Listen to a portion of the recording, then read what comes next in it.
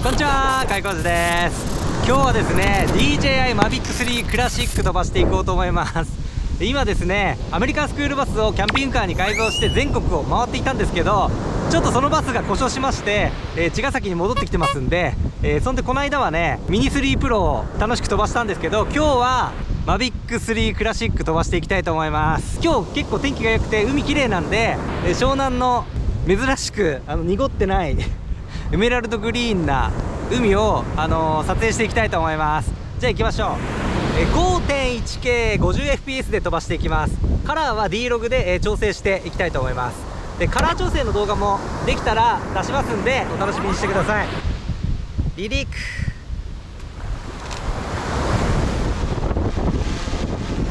さあ行きますか。綺麗な映像をね撮っていきましょうね。いつもはエボシーワの方までね飛ばすんですが、今日はちょっと海の方波打ち際を向いてゴー。